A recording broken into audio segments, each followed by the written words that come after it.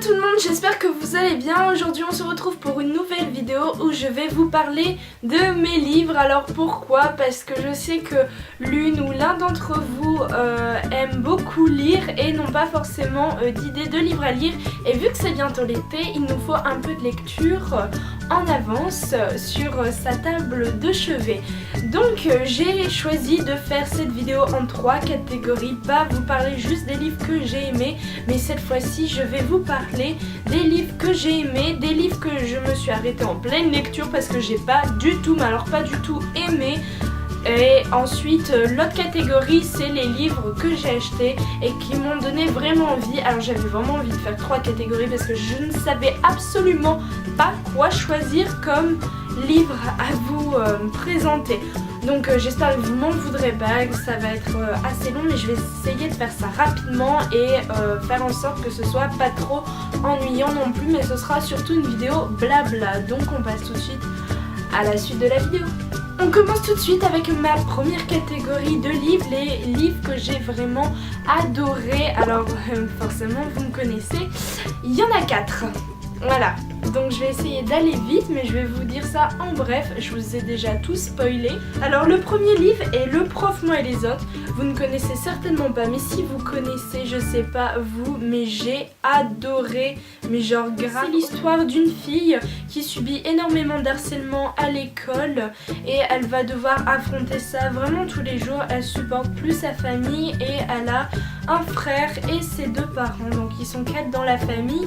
Et en fait un jour à l'école, donc je crois qu'elle est au lycée si je me trompe pas, sa prof de français va plus être là, donc il va avoir un remplaçant et c'est un homme et vraiment toutes les filles le trouvent super beau, c'est le prof à avoir et elle aussi elle va commencer à avoir un petit quelque chose et forcément elle le trouve pas mal non plus, donc elle commence à être amoureuse en fait de lui et elle va essayer de trouver des prétextes pour se rapprocher de lui, elle est un peu rêveuse quoi, parce que comme elle a pas la vie facile, bah voilà, elle rêve un peu et franchement ça va tourner son histoire autour de son harcèlement.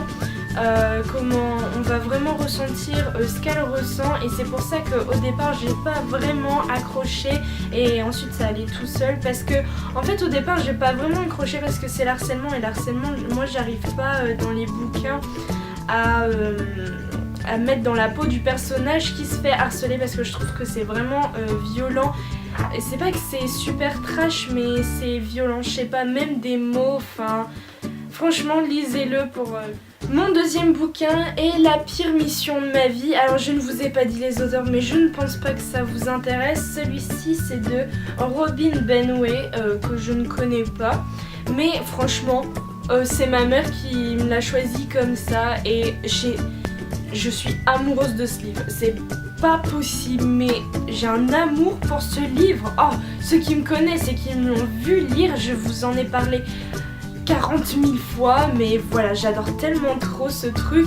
Donc en fait c'est l'histoire d'une fille qui espionne avec ses 2 parents, donc ils sont seulement 3 dans la famille je crois. Donc elle et ses 2 parents et tous les 3 sont espions et ses parents sont des espions professionnels et elle est super forte dans l'espionnage, mais on va commencer à lui donner des missions parce que voilà, elle va commencer à atteindre l'âge, je crois qu'elle a 17-18, un truc dans le genre. Et donc sa prochaine mission, c'est de surveiller un garçon dont le père a fait... excusez-moi, je sais plus trop ce qu'il a fait en fait, parce que ça fait un bout de temps que j'ai lu ce livre là. Donc il a fait des trucs pas très bien quoi, je vais dire ça, désolée hein, mais voilà. Et son père n'a pas fait des choses très très bonnes et du coup elle va devoir surveiller le fils de ce mec là et tout au long de sa mission elle va devoir se mettre dans la peau d'une lycéenne parce qu'en fait elle ne va jamais en cours, alors ça va être vraiment très très dur pour elle d'aller dans le monde vraiment des adolescents, l'école, le shopping, les amis, enfin plein de trucs comme ça, les activités quoi, parce qu'elle connaît pas du tout ça et en fait on est vraiment dedans. Et ça raconte en fait sa mission et aussi comment ça va se passer avec le garçon. Ensuite, un livre super connu, mais genre c'était mon livre de tout l'été, mais genre je crois que la fin je l'ai lu en même pas 2 jours, genre la moitié. J'ai jamais lu un livre aussi vite. Je me suis couchée à 3h du matin, 4h du mat pour le finir absolument. C'est Girl Online que vous connaissez tous, obligé. Et tout le monde sait que je l'ai lu l'été dernier et genre il est trop bien. Donc c'est de Zoella qui est une youtubeuse américaine que je ne connais absolument pas. Pardon. Donc en fait Penny est une fille pareille que dans Le Prof, Moi et les autres, qui subit énormément d'harcèlement, de moqueries de la part de ses camarades de classe et vraiment de tout le lycée, et elle est vraiment humiliée cette pauvre fille alors qu'elle a absolument rien fait. Et genre c'est le truc comme dans les films américains, il y a une super fille gentille qui a rien fait aux autres et il y a 3 pétasses qui vont venir l'emmerder, sauf que là il n'y en a qu'une qui remonte tout le lycée contre elle, et donc elle n'en peut plus. Alors elle va rester chez elle parce qu'elle stresse, elle en peut plus, on dirait moi. Pardon, petite anecdote. Et donc elle va partir un moment à Noël avec ses parents parce que ses parents organisent en fait des mariages, donc ils doivent faire la préparation et tout. Et elle va aller à New York avec ses parents et son meilleur ami, que j'ai oublié et qui la soutient tout au long de cette histoire. Et elle va faire une rencontre d'un garçon qu'elle va rencontrer lors du mariage. Et ce garçon joue très très bien la guitare et chante super bien. Et en fait elle va le rencontrer et commencer à parler avec lui. Un autre livre qui est le gros cliché YouTube, c'est le fabuleux livre de Andy, donc Princesse 2.0. Vous le connaissez tous, hein, j'ai mis une photo sur mon Instagram qui a eu énormément de j'aime, j'ai pas compris, presque 300 j'aime. Franchement merci, j'ai pas compris, je sais pas si c'est parce que j'ai identifié Andy, mais franchement merci beaucoup. Et donc ce livre, il est trop bien, c'est le 2e livre de youtubeuse que j'ai kiffé. Il me reste juste genre 5-10 pages, même pas, mais je voulais absolument vous le présenter.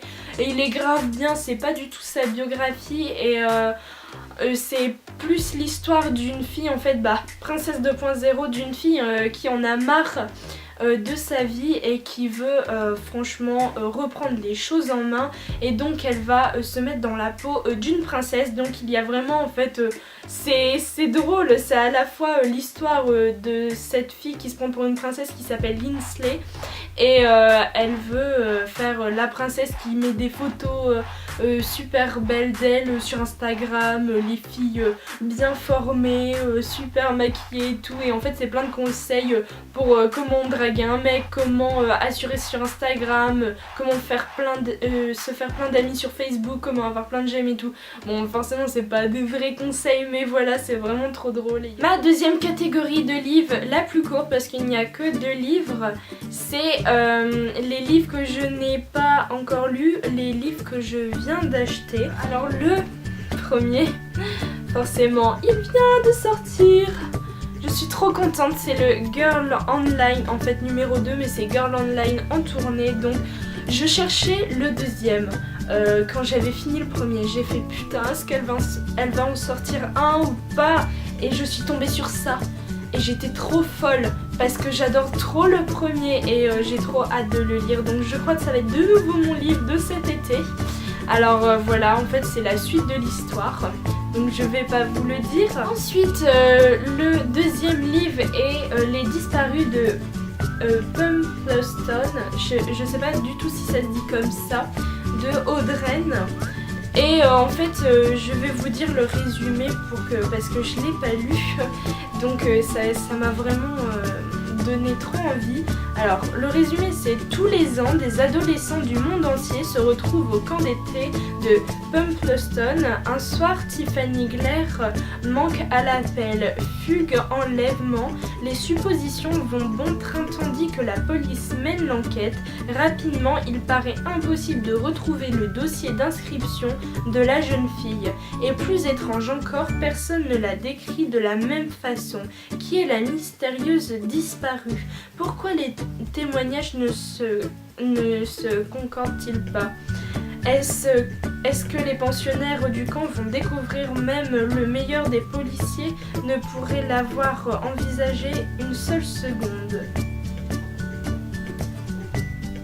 Alors ma troisième catégorie, je rigole parce que franchement faut que je vous explique là. Ma soeur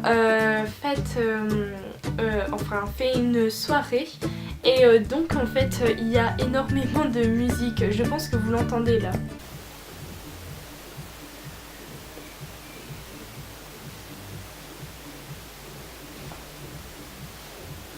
Donc voilà, petit moment, j'espère que ça va pas vous déranger mais moi j'espère que ça va pas me perturber non plus. Alors ma troisième catégorie c'est les livres que je n'ai pas aimés ou qui m'ont pas inspiré ou je me suis arrêtée en pleine lecture parce que ça me disait trop rien ou alors c'était vraiment bizarre.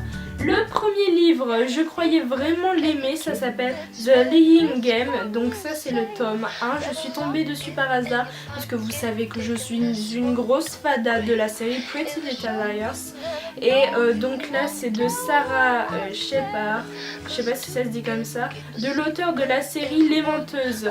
Donc en fait Les Menteuses à la base c'est un livre qui s'est transformé en série Pretty Little Liars, donc c'est exactement pas la même histoire mais en fait c'est carrément dans le même genre. Je vous lis le résumé. Deux jumelles que tout sépare, une disparition mystérieuse, un jeu diabolique et dangereux, qui pourra en sortir indemne. Donc le premier tome c'est Tu et moi, donc enfin tu et es moi, hein, pas tu et moi comment dire, c'est pas que c'était violent mais ça me plaisait pas trop. En fait je suis très sensible même avec des livres. Je crois que les livres c'est la pire chose parce que ça laisse imaginer des trucs. Donc c'est comme exactement Pretty Little Liars sauf que là c'est pas c'est pas un groupe d'amis mais en fait ce sont deux jumelles qui ne savent pas qu'elles ont une jumelle. Le deuxième livre vous le connaissez tous, il est sorti en film et je ne l'ai toujours pas vu. Je l'ai lu j'ai essayé de le lire en livre parce que j'avais trop envie de le voir et j'ai pas pu le voir. C'est La cinquième vague de Rick Yancey, je sais pas si ça se dit comme ça, donc vous reconnaissez la page du livre. En fait la vraie couverture, je vais vous montrer, c'est comme ça. Bon, elle est bien, c'est vrai, ça correspond, mais ça c'était l'affiche du film, donc voilà, maintenant au cinéma, ça date. Enfin bref, c'est l'histoire en gros de l'apocalypse. Un peu, donc je vais vous lire le résumé pour que vous compreniez parce que c'est un peu compliqué comme histoire. Première vague, extinction des feux. Deuxième vague, déferlante. Troisième vague, pandémie. Quatrième vague, silence. À l'aube de la cinquième vague, sur une autoroute désertée, Cassie tente de leur échapper. Eux, ces êtres qui ressemblent trait pour trait aux humains et qui écument la campagne, exécutant quiconque a le malheur de croiser leur chemin, eux qui ont balayé les dernières poches de résistance et dispersé les quelques rescapés. Pour Cassie, rester en vie signifie rester seule. Elle se raccroche à cette règle jusqu'à ce qu'elle rencontre Evan Walker. Mystérieux et envoûtant, ce garçon pourrait bien être son ultime espoir de sauver son petit frère, du moins si Evan est bien celui qu'il prétend. Ils connaissent notre manière de penser, ils savent comment nous exterminer, ils nous ont enlevé toute raison de vivre, ils viennent maintenant nous arracher ce pourquoi nous sommes prêts à mourir. Donc le résumé il donne trop envie si vous adorez les trucs de science-fiction, apocalypse, etc. Genre les films 2015 et tout, ou Coverfree, j'arrive pas à le dire. 10 Cloverfield Lane, pardon, c'est parce que je disais pas le 10. Excusez-moi pour ma tête bizarre, mais voilà. Donc ça donne vraiment genre envie, mais si vous avez vu le film, bah trop tard, mais moi j'ai voulu lire le livre que j'ai toujours pas fini et à peine commencé. Je pense pas du tout que le livre c'est la même chose que le film parce que j'ai vu la bande-annonce.